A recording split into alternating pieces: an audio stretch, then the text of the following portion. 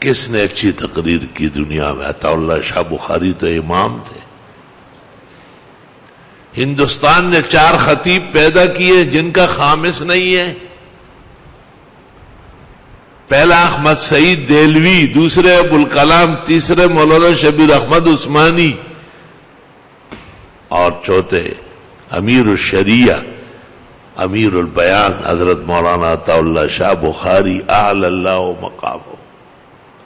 آپ کی رنگ ڈنگ، آپ کے شکل و صورت، آپ کے قد کانٹ، آپ کا حسن و جمال، آپ کے عجیب جمیل و صوتی سے تلاوت قرآن، اور آپ کا تباہ اور علم،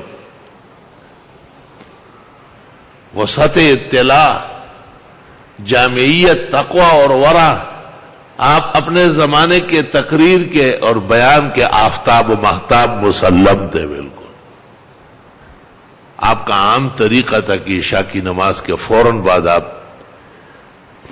2-3 رکوع مسلسل تلاوت کر کے سارے جہان کو مسحور کر دیتے تھے، اور اس کے بعد اس کی تشریح کرتے تھے اور اپنا اس ماحول کو اس کے درمیان میں لے آتے تھے.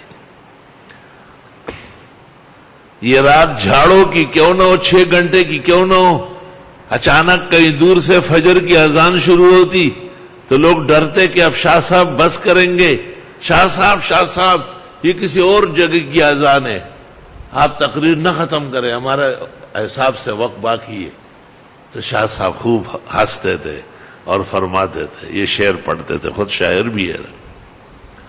شب وصال بہت کم ہے آسمان سے کہو افسوس، شب وصال بہت کم ہے آسمان سے کہو کہ جوڑ دے کوئی ٹکڑا شب جدائی کا، کہ ایک نہ ایک دن تو جدائی آنے والی ہے.